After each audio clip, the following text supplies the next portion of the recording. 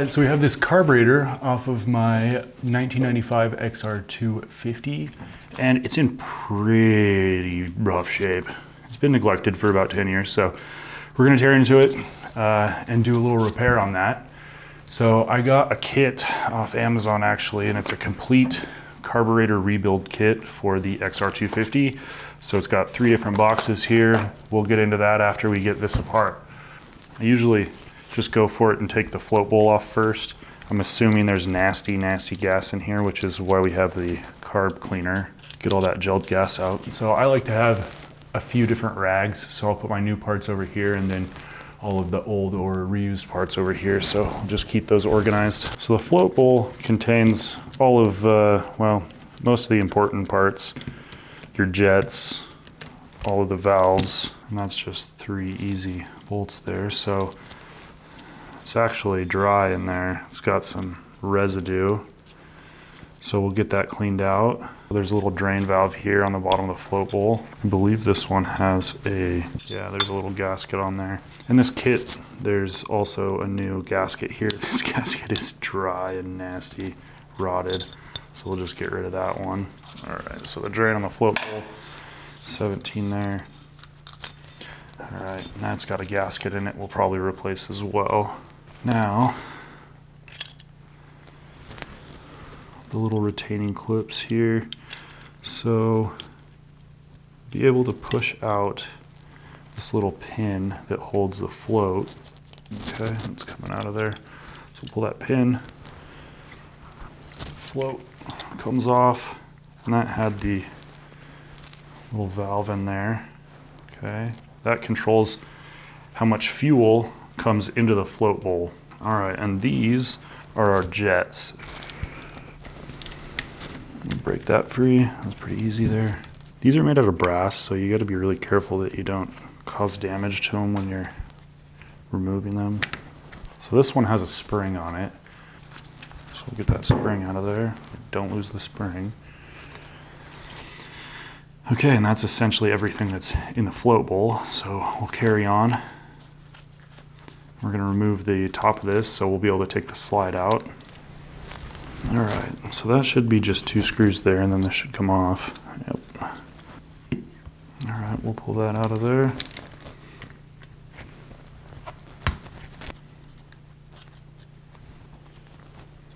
Okay, now with that screw out, we should be able to slide this off. Yeah, there we go.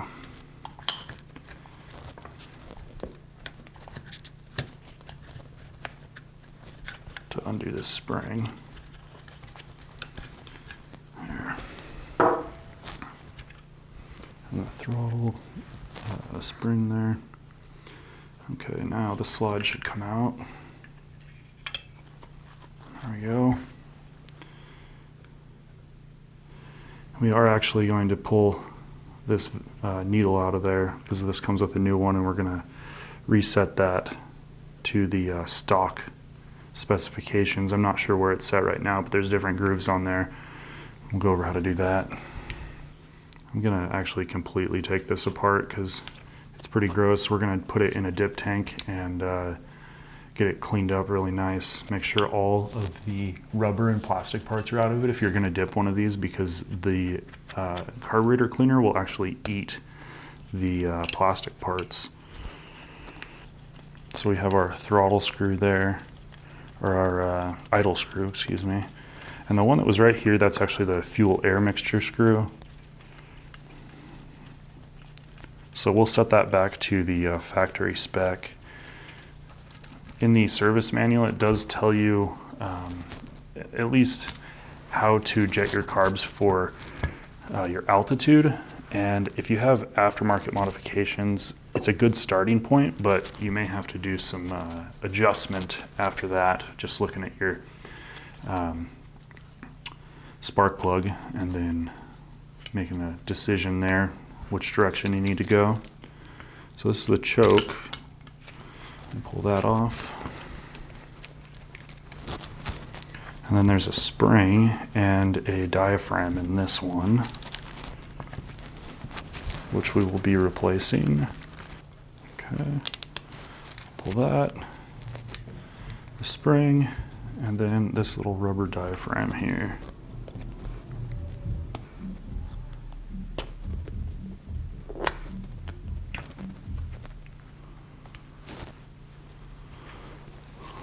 Okay, and then we'll want to pull this choke valve here.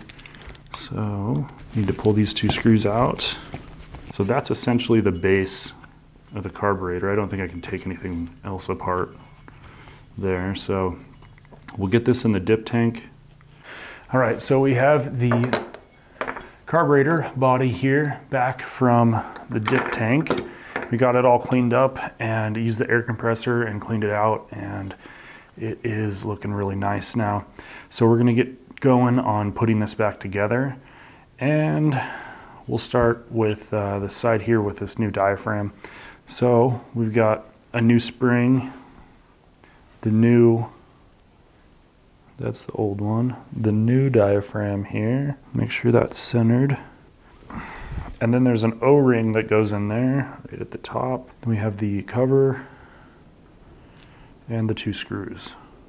So this, make sure when you put the spring in, you're putting the large end to the bottom. It'll fit right over the top like that. And then there's a little indent in the top cover here that goes right into the top there. We'll push that down so it's snug. We'll go ahead and put those screws in. Okay, so now we'll move on to the choke, and that is on this side here. And this little bar that goes across there, the cam, it's really only supposed to go in one way. So go ahead and seat it over there, and then you're gonna wanna turn it until it kind of slips in, because this is sprung on one side. So there, now it's got the spring in the right way. And we'll set the choke plate down in there. And then you want the bottom of the choke plate, so where the hole is, to actually go down behind like that, so that it'll open up. If you put it in the other direction, it will not move. Okay, so we'll get that one started there. I'm not going to tighten it all the way down yet until we get this other one started so that they're lined up. And we'll tighten that first one down. Okay, there we go. You can see it's sprung like that, and that's what you want. You want it to be able to open up all the way and close all the way. So now we'll put our choke lever on there, and this one fits down right over like this. This little plate here that's got these 4 openings, so 3 small openings and then 1 large one. So that's what allows the choke to identify, you know, which position, full choke, half choke, or open. And so with this screw here, we want this one to make sure we tighten this one down really well, because if it's not tightened down all that well, this choke will actually move like that. Especially when you're riding off-road, this can, you know, mess up your fuel mixture, and your bike won't run very well. So make sure we tighten that down all the way.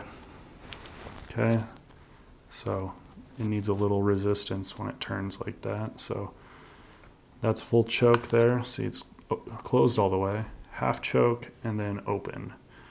So we'll put it back to full choke there, and we'll continue on here. We'll put the slide back together now. So if you look at the body of the slide, there are 4 holes in it. Let's see. Can I see all of them there? There we go. So there's 3 in a row and then 1 offset. So we will cover up the 3 in the row, but we need to leave that one uncovered that is offset. So when you put your connection piece there, I want to put it in so that that little hole is uncovered. Now, the needle that goes in there, that guy right there, that has a little E-clip on it, and that E-clip from the factory is set in the middle position, and I'm not going to change that. What I may end up doing is altering the jets a little bit, But for now, we're gonna leave those factory. We're gonna put the bike back together, start it, run it, and then make some decisions if we need to change any of the jetting on this. So we'll go ahead, put that needle in there first, get that seated down, and then our connection piece goes right over the top of that and holds that needle in there. So you may want to use a magnetic screwdriver to get these down in there, because they are little tiny screws and it's a pain to get them in. So use a magnetic screwdriver. So the next part of the slide, there's a connection piece here, a little arm, and it's got a spring in it. So we want to set that spring. All right, so it slides on like that. And then we've got other elbow here, which connects to the throttle linkage. So we'll put that one in next. And that's got a little indent on it where the spring attaches. Okay, so we're gonna throw the slide in now, and then right next to that, there's a little plastic washer. Do not forget the washer. So we'll get the washer in there. We've got this throttle cam. We'll put our spring on like this. And now we're gonna start the cam through there, and we'll get it started and then slide that in until we can clip the spring on the side of the carb body here. And then we'll pull it back out a little bit, and we're going to turn it around about half a turn like that. So we've got a lot of tension on that. So whenever you release the throttle, it goes back quickly to throttle completely closed. We're going to line up our hole. There we go. Slid in all the way. And then we're going to put our bolt back in there. Then we'll go ahead and put the top back on here. And the new gasket came in the rebuild kit here, so we'll put that on. All right, now we have the functioning throttle there. So then we'll put in the idle screw here. And I'm only going to tighten this down until it seats right up against this plate here on the throttle cam. All right, there we go. Okay, so we're going to start assembling the float bowl. So we've got a kit that includes the new float. So when you put this in, make sure you put the flat side to the top, or to the bottom, I guess. So if it's upside down like this, the flat side is going to be up, and then the curved side is going to go down into the float itself, or into the float bowl. Okay, so you've got this little needle valve here that's going to hook on this clip in the middle. All right, so there we go. It's going to slip down into that jet there that lets fuel into the float bowl. And then we have our pin. So we'll go ahead and get that pin slid in there. Get it started. Okay, we're going to talk about adjusting the float. So we'll need a caliper like this in millimeters. And what we're going to do is adjust how much the float moves whenever it drops and lets fuel in, or closes the fuel off. So what we're going to do is hold it at about 45 degrees, and then we're going to let that float close all the way, and then we're going to measure at the center from the top of the float to the edge of the body. Now we want this on this bike to be 12.5 millimeters. And I kind of already set that up, and we're about 12.5 there. So it's been suggested to me, it's not in the book, that we allow only about 5 millimeters of travel for this bowl, because when we go over rough terrain, we don't want this to bounce around a lot and cause any stuttering. So then we will open it up all the way and take another measurement at the center, and I have that about 17.5. So that puts us at about 5 millimeters of travel. Now, to adjust that, to adjust the bottom edge, or how much the float will come up to close off, you adjust this tab right here in the middle,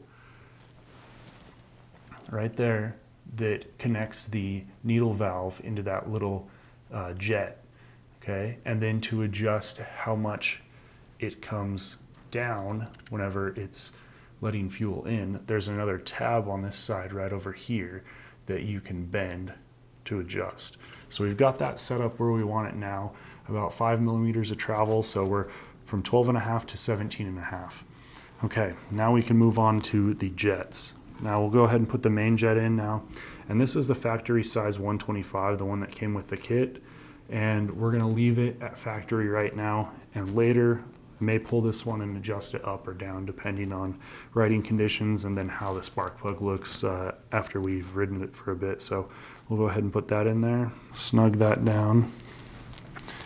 And you do not need to crank down on this.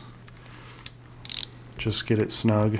There we go, about a quarter turn or so. Okay, now we'll put in our slow jet or idle jet here. Use a flathead screwdriver and just be gentle with this and get that seated all the way down there. The idle screw itself goes right in here on this last one.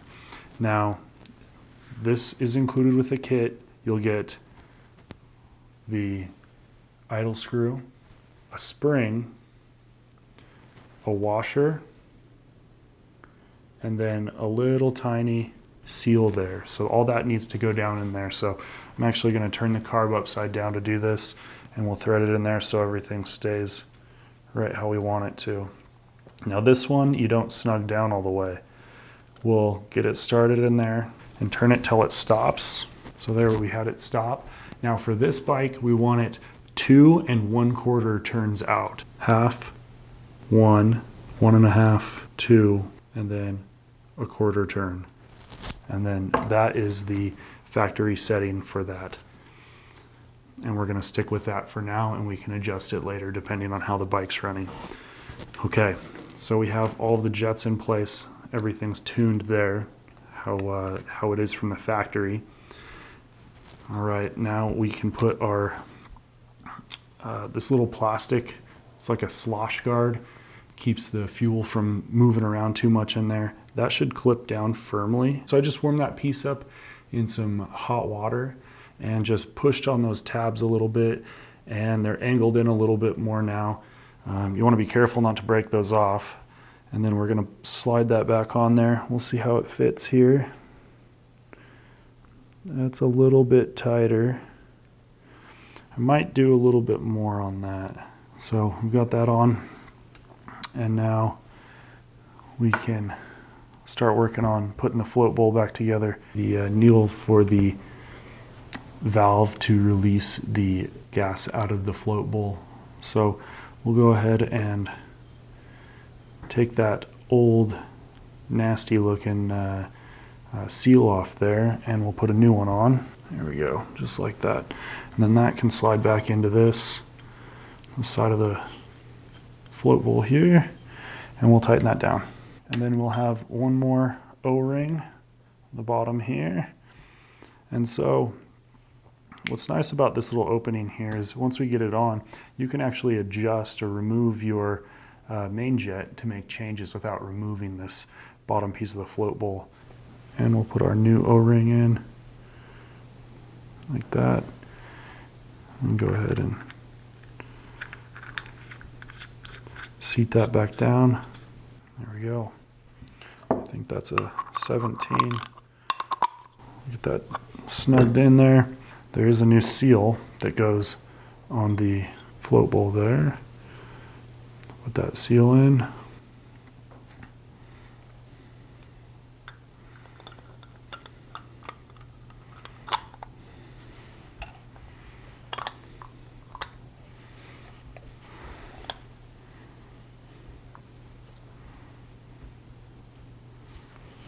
All right, and then we'll put our screws back in, and we've just about finished this up.